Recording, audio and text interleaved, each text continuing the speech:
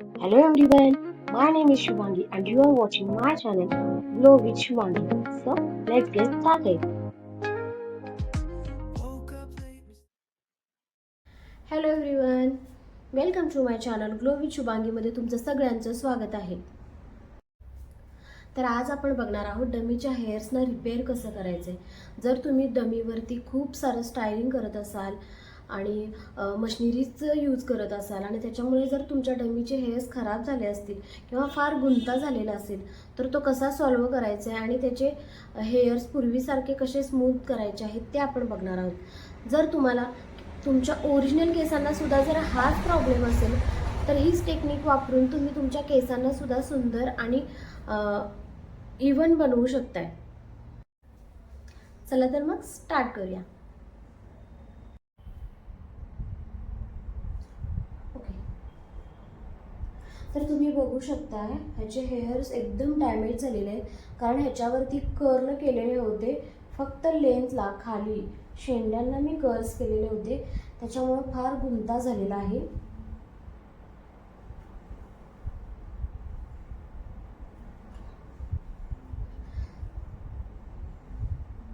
जर तुम्ही तुमची डमी जास्त वेळा वापरली असेल, त्याच्यावरती खूप वेळा स्टायलिंग जर केलेले असेल तर त्याआधी सगळ्यात पहिली स्टेप म्हणजे तुम्हाला त्याचा हेअर वॉश करून घ्यावा लागेल एका माइल्ड शॅम्पूने आणि त्याच्यानंतर मास्क किंवा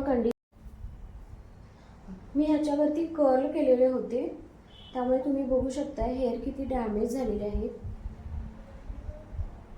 ओके, जर तुमच्या रिअल केसांना असा प्रॉब्लेम झालेला असेल तर त्याच्या आधी तुम्हाला शॅम्पू आणि कंडिशनर कंपल्सरी करावा लागेल. मी माझ्या डमीवरती एकदाच स्टायलिंग केलेली आहे, त्यामुळे मी आता इथे ती स्टेप स्किप करते आहे कारण मला त्याची गरज नाही वाटत आहे अजून. तर मी ह्याच्यामध्ये पहिल्यांदा काय करते, थोडे थोडे सेक्शन घेऊन आधी गुंता नीट काढून घ्यायचा प्रयत्न करते, हाताने सॉल्व करायचा प्रयत्न करते जेणेकरून आपले हेअर्स डमीचे कमी तुटतील. ओके, थोडे थोडे घेऊन सेक्शन आधी आपल्याला हाताने क्लिअर करून घ्यायचे आहेत आणि क्लिअर करत असताना आधी आपल्याला खालून क्लिअर करायचं आहे, शेंड्यांपासून लेंथपासून क्लिअर करायचं आहे आणि मग वरती वरती जायचं आहे. अशी थोडी थोडी लेंथ घेऊन क्लिअर करत जायचं आहे. ओके,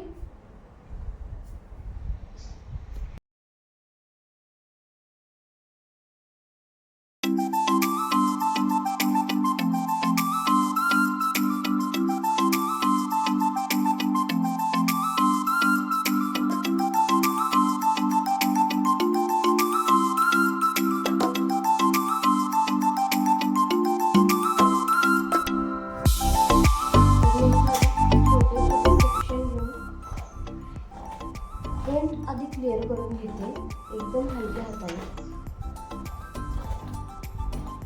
एंडिंग पासून वरती वरती जाते.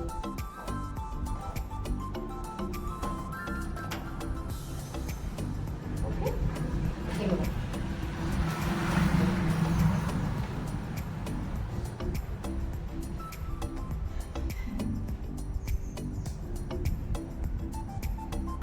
कोंब वापरताना शक्यतो पॅडल कोंब वापरायचा.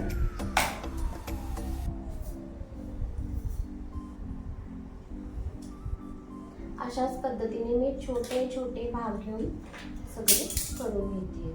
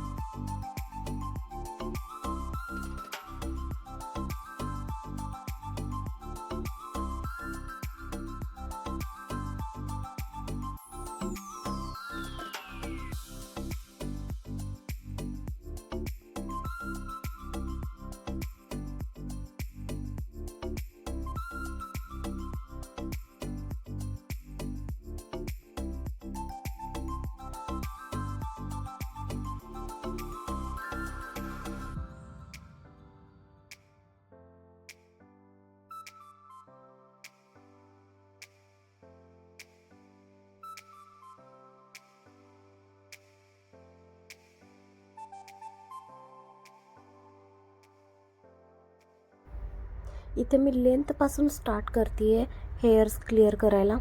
लेंथपासून स्टार्ट करून मिडल आणि मग स्टार्टिंगपर्यंत मी हेअर क्लिअर करत गेलेली आहे, गुंता सोडवत गेलेली आहे. त्याच पद्धतीने करायचं आहे.